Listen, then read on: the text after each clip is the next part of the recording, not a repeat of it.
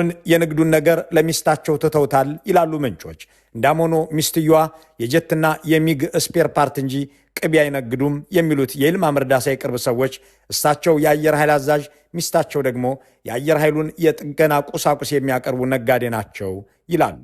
ለዚህ የሚሆን የንግድ ፈቃድም አውጥተዋል ተብሏል። ባል የሚግ 23 ተርባይን ብሌድ ወይም ፊውል ኖዝል ሲበላሽባቸው፣ ካኖፒ አሊያም ላንዲንግ ጊር ሲጎድልባቸው ጨረታ ማውጣትም ማወዳደርም አያስፈልጋቸውም። በቤታቸው ይህንኑ ገዝተው የሚያመጡ ወይዘሮ አሏቸው። ማታ ቤት ሲገቡ ሚስታቸው እንዲያመጡት ማሳወቅ ብቻውን በቂ ነው።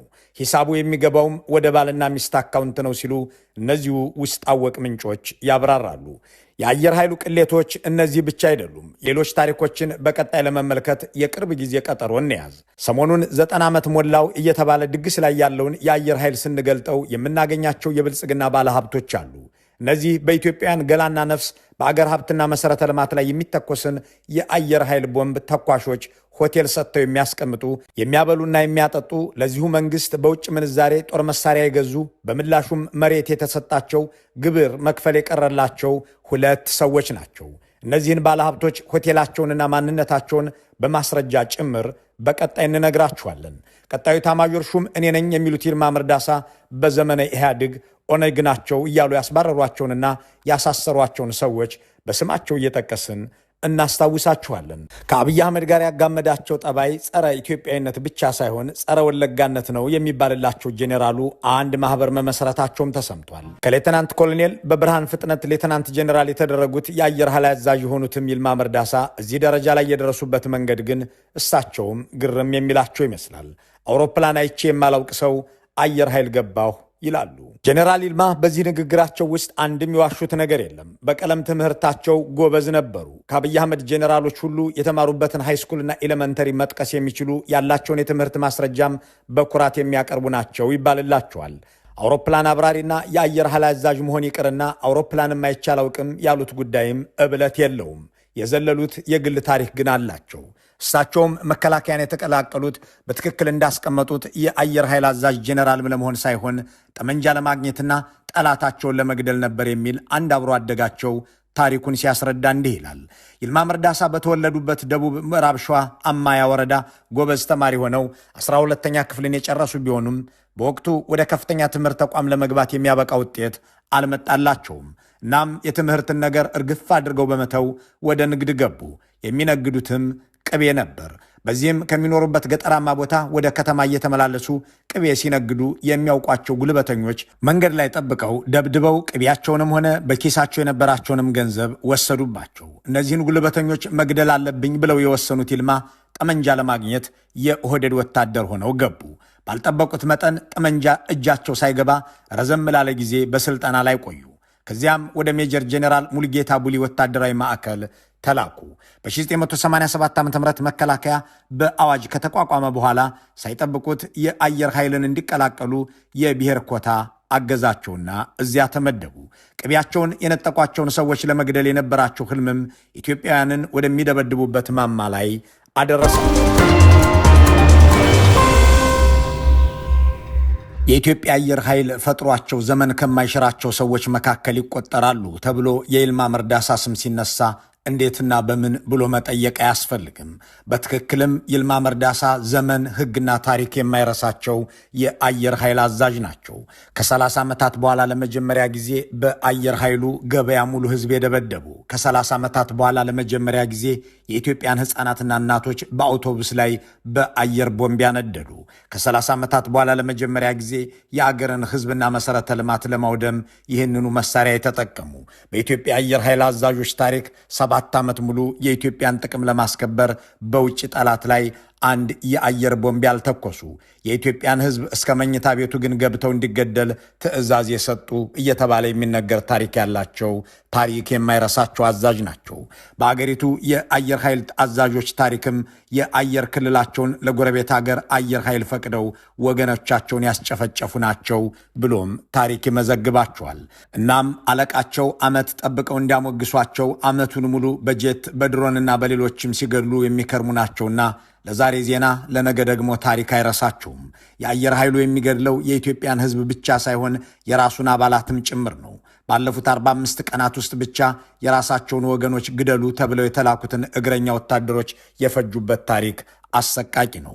በዚህ ቴክኖሎጂ እንደ መስታወት በሚያሳይበት ዘመን እነ ይልማ መርዳሳና አብይ አህመድ ዛሬም የድሮን ጥቃትን የጨበጣ ውጊያ አድርገውት ሲደናበሩ፣ ለራሳቸው አባላትም ሲራሩ አልተገኙም። ከዚያም ይመሰጋገናሉ። የት ቦታ ላይ መቼ ስንት ወታደር ገደሉ የሚለውን እናስደምጣችኋለን። ይልማ መርዳሳን ከሌተናንት ኮሎኔልነት አምዘግዝጎ ሌተናንት ጄኔራል ያደረጋቸው፣ ከአማያ አውጥቶ ከባህር ዳርም አምጥቶ ቢሾፍቱ ያስቀመጣቸው የህይወት ዑደት አስደናቂ ነው። እሳቸውም ሲደነቁበት አውሮፕላን አይቼ የማላውቅ ሰው የአየር ኃይል አዛዥ ሆንኩ በማለት ነው። ነገረ ታሪካቸውን በዝርዝር ስናስደምጣችሁ ፈገግ የሚያሰኘውን ታሪካቸውን ክፍል ትሰሙታላችሁ። ከሳቸው አልፎ የመስሪያ ቤታቸው ጓዳ ጎድጓዳ ሲበረበርም ብዙ ነገር ይገኝበታል። የኢትዮጵያ ሉዓላዊነት እንዲጠብቅ የተቋቋመውን አየር ኃይል የአብይ አህመድ የስልጣን ዘበኛ እንዲሆን ያደረገው አገዛዝ ከ30 ዓመታት በኋላ ሚግና ጄትን ለእርስ በርስ ጦርነት አውሎታልና ቢያንስ 5 አውሮፕላኖች ተመተው ወድቀዋል። ይህንን ያሉት አለምሸት ደግፌ ናቸው። የተገደሉትን ፓይለቶች ስማቸውን፣ ማዕረጋቸውንና የተመቱበትን ቦታ ጭምር በዝርዝር እንነግራችኋለን። ነገርን ነገር ያነሰዋል እንዲሉ የብልጽግናዎች አለቃ የአብይ አህመድና የጄኔራሎቻቸው ሰሞነኛ ንግግር በ85 ዓመት ያልተሰራውን በ5 ዓመት የሰራነን የሚለው መታበይ የአየር ኃይልን ጓዳ በጥልቀት እንድናውቀው የሚያደርጉ መረጃዎችንና ማስረጃዎችን እንድንሰበስብ አድርጎናል።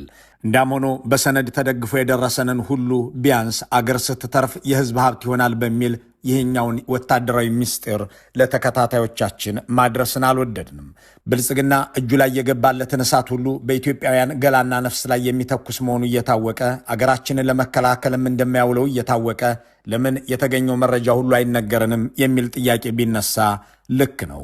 ይሁን እንጂ ይነስም ይብዛም የአገር ገመና ነውና ደግሞም ለኢሳያስ አፈወርቂ የኢትዮጵያን አየር ኃይልና ምድር ጦር እያስጎበኙ አሳልፈው የሰጡትን የነ አብይ አህመድን ታሪክ መድገም ነውና ምንም እንኳን አየር ኃይሉ በኢትዮጵያውያን ላይ ሲተኩስ የሚውል ቢሆንም ያሉትንና የደረሱንን መረጃዎች፣ የትጥቅ አይነቶች፣ ያሉትን ራዳሮች ምን ያህል ርቀት እንደሚያካልሉና መሰል መረጃዎችን በዝርዝር ከማቅረብ እንቆጠባለን።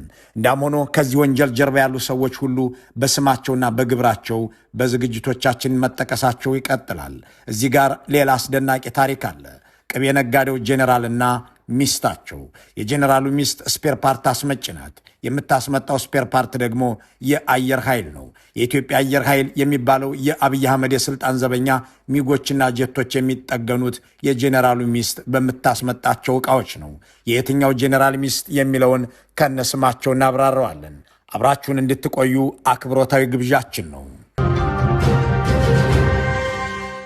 ይልማ መርዳሳ በኢፌዴሪ አየር ኃይል ታሪክ ውስጥ ምርጡ የአየር ኃይል ኮማንደር ነው። በአየር ኃይል ታሪክ ውስጥ ምርጡ የአየር ኃይል ኮማንደር የተባሉት ይልማ መርዳሳ በመሪነት ዘመናቸው ምን አይነት የጦር ሜዳ ውሎ አሳለፉ የሚለውን ኦዲት ለማድረግ ኦጋዴን ወይም ባድመ አሊያም መተማና ሱርማ መሄድ አያስፈልገንም። የእሳቸው ውሎ የአገርን የሰማይ ድንበር ለመጠበቅ እዚህ አካባቢ አይደለምና የኢትዮጵያውያንን ሕይወትና ሀብት ማውደምም ነውና ለዚህ ተልዕኮ ያሰማሯቸው ፓይለቶቻቸው የት ወደቁ የሚለውን እናስቀድም። በእርግጥም የጄኔራል ይልማ መርዳሳ ተቋም ከራሱ ሕዝብ ጋር ከመዋጋት በዘለለ ብዙ ዋጋም የከፈለ ድርጅት ነው። ከአየር ኃይሉ የተገኙ መረጃዎች እንደሚያመለክቱት በትግራይ ጦርነት ጊዜ ቢያንስ 4 ወይም 5 አውሮፕላኖቹ ተመተው ወድቀዋል። እነዚህ በምስሉ ላይ የሚታዩት የአየር ኃይሉ አባላትም በትግራይ ኃይሎች ተመተው የወደቁ አውሮፕላኖችን ያበሩ የነበሩ ባለሙያዎች ናቸው። በትግራይ ጦርነት የመጀመሪያውን ጥቃት ለመፈጸም ጥቅምት 26 2013 ቦምብ ጣይ አውሮፕላኑን ይዞ የሄደው የመጀመሪያው ሰው ኮሎኔል ታንጎ ኃይሉ አራርሶ ነበር። ኮሎኔሉ የአየር ኃይል የህዝብ ግንኙነት ኃላፊና የኤል-39 የውጊያ አውሮፕላኖች መምህር ነበር። የሚግ 23 አብራሪው ታንጎ የታጠቀውን ቦምብ ይዞ በውቅሮ፣ በመቀለ፣ በአዲግራትና በአድዋ እንዲሁም በአብያዲና በሌሎች ከተሞች ተከታታይ ድብደባዎችን ሲያካሄድ ከከረመ በኋላ ህዳር 26 2013 ተመቶ ዛና በተባለ ቦታ ተከሰከሰ። ሚጉም ተቃጠለች፣ እሱም አልተረፈም። ይህ በሆነ በዓመቱ ጥር 1 2014 ዓ.ም በመከላከያ ግቢ የኮሎኔል ታንጎ ቤተሰቦች ሽልማት ሲሰጣቸው ይህ ሁሉ ውርደት ግን አልተነገረም። ይልቁንም ማቅ ለብሰው ለቀረቡት ሚስቱ የኮሎኔል ታንጎ ባለቤት ናቸው በማለት የገለጿቸው ጄኔራል አለምሸት ደግፌ ሽልማቱን ከፊልድ ማርሻል ብርሃኑ ጁላ እጅ እንዲወስዱ አድርገዋል። ኮሎኔል ታንጎ ኃይሉ አራርሶ ኮሎኔል ታንጎ ኃይሉ አራርሶ የኮሎኔል ታንጎ የአየር ኃይል አብራሪው የኮሎኔል ታንጎ ኃይሉ አራርሶ ባለቤት ናቸው። ኮሎኔል ታንጎም አየር ኃይል አብራሪ በጀግንነት የተሰዉ ስንቷን ሚስት ያለባል ስንቱን ልጅ ያላባት ያስቀሩት እነ ይልማ መርዳሳ፣ እነ ብርሃኑ ጁላ፣ እነ አለምሸት ደግፌ፣ እነ አብይ አህመድ በርስ በርስ ጦርነት ውስጥ ማግደው ከቀቀሏቸው የአየር ኃይል ፓይለቶች መካከል ኮሎኔል ሚካኤል ሰረበ አንዱ ነው። ኮሎኔል ሚካኤል የምስራቅ አየር ምድብ ሌላ ምክትል አዛዥ የነበረ መኮንን ነበር። በአፋር ክልል ከትግራይ ኃይሎች ጋር በተካሄደው ውጊያ የሚሊየን መስመር ለማዳን ይዞት የተሰለፈውን ሄሊኮፕተር ይዞ እየተዋጋ እያለ ተመቶ በአፋር ሸለቆች ውስጥ ቀርቷል። የኢትዮጵያን ወጣት እርስ በርሱ ያጫረሱት ገዢዎች ጥቁር ለብሰው ለተገኙት ለሚካኤል ሰረበ ባለቤት የሆነ ሽልማት ሲሰጡ መገደሉን ሲገልጹ በጀግንነት ተሰዋ በማለት ነበር። ኮሎኔል ሚካኤል ሰረበ ይስሐቅ አየር ኃይል አብራሪ፣ ኮሎኔል ታንጎም አየር ኃይል አብራሪ በጀግንነት የተሰዉ፣ ኮሎኔል ሚካኤል ሰረበ ይስሐቅ እንዲሁ በጀግንነት የተሰዉ። የኮሎኔል ሚካኤል ሰረበ የአየር ኃይል አብራሪ ባለቤት ናቸው። ኮሎኔል ሚካኤል ሰረበ። በነገራችን ላይ በዚያ እንደ ሽልማት በተዘጋጀው የጥር 1 2014 የመርዶ ድግስ ላይ በአንድ ዓመት ውጊያ ብቻ በሰሜን ሸዋ፣ ሰሜንና ደቡብ ወሎ እንዲሁም አፋርና ትግራይ ውስጥ የተካሄደው ጦርነት 17 ኮሎኔሎች እንዲገደሉ ምክንያት መሆኑን ጄኔራል አለምሸት ደግፌ በስም እየዘረዘሩ ከጠቀሷቸው ስሞች መረዳት ይቻላል።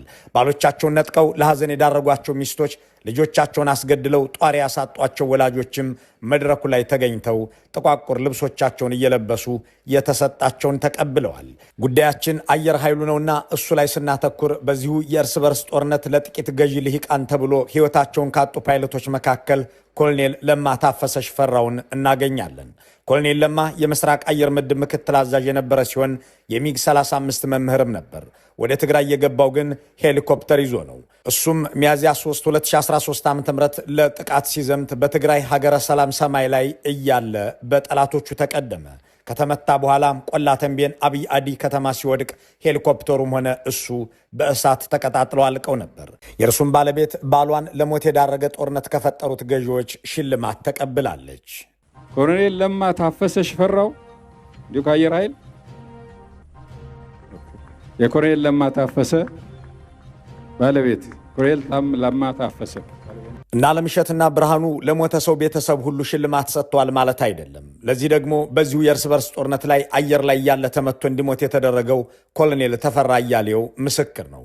የኮሎኔሉ ቤተሰብ እንኳን ሊሸለም ለከፋ እንግልት የተዳረገ ነው። የአየር ኃይሉ የመረጃ ምንጭ ማስታወሻውን እያገላበጠ ለኢትዮ ፎረም ያጋራው መረጃ እንደሚለው ኮሎኔል ተፈራ አያሌው ደግሞ ሄርኩለስ አውሮፕላን ይዞ ሲበር የተመታ ነው።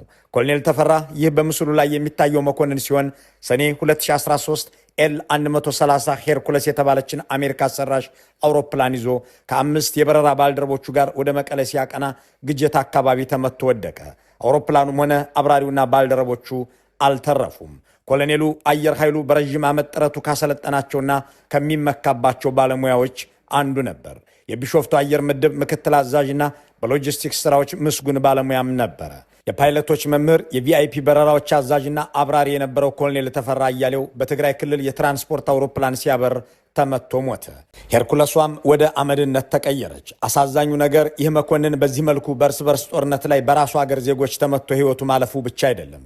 ውለታውን የሚያውቀው አገዛዝ ሚስቱንና ልጆቹን ከሰጣቸው ቤት ይህ ለወታደሮች እንጂ ለሲቪሎች የተፈቀደ ቤት አይደለም በማለት እንዳባረራቸው ሲሰማ የአገዛዙን ነውር የበለጠ ጎምዛዛ ያደርገዋል። ሌላኛው የአየር ኃይል ባልደረባ ኮሎኔል አስናቀ አበበ አረጋ ነው። እሱ ተመታ እንጂ አልሞተም። አውሮፕላኑ ተመታ፣ በፓራሹት ወርዶ ነፍሱን ያተረፈ ነው። አውሮፕላኗ ግን ከጥቅም ውጭ ሆናለች። እሱም አካል ጉዳተኛ።